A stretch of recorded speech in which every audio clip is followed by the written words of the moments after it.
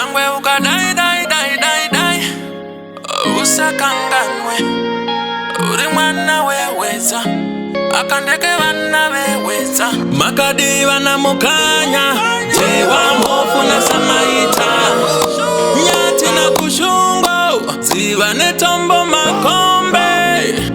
variganda masungo vagere gomore weza nguru mbiri nehanje musazotema mishanje yene ndinokoshesa midzimu yangu ndo kunobva simba rechipo changu ndivo vanoziva ramangwana rangu midzi yegwenzi reropa rangu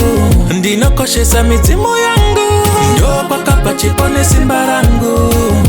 denhere ruzivo rwangu ivhu rakadonha rukubvute rwangu variwedza mamukasai rove mamukasai pamatsine mamukasai zaire mukondwa mamukasai ini ndinoda kukwazisa vari kure vagere makomo anoyera matsvaine gombwe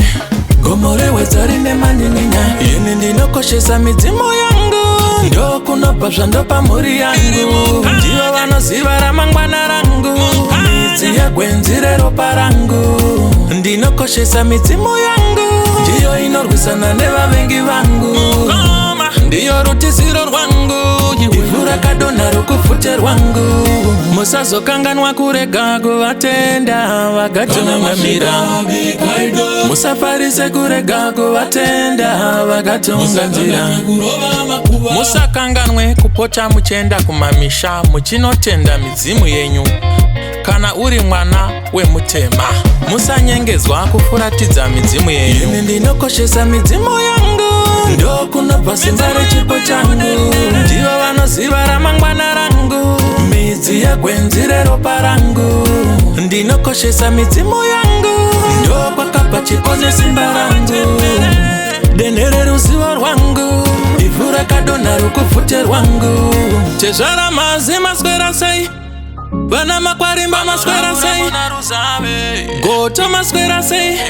zaire mukondwa marara sei ndinoda kukwazisa kwamaruta ambuya vangu kwachirahira payarira negombwe gomo rewedza rine manyen'enya negudo ndinokoshesa midzimu yangu chiro changu ndivo vanoziva ramangwana rangu midzi yegwenzi reropa rangu ndinoyeuka midzimu yangu ndo kwakabva chipo nesimba rangu denhere ruzivo rwangu ivhu rakadonha rukubvute rwangu ini ndinokoshesa midzimu yangu ndo kunobva simba rechipo changu ndivo vanoziva ramangwana rangu midzi yegwenzi reropa rangu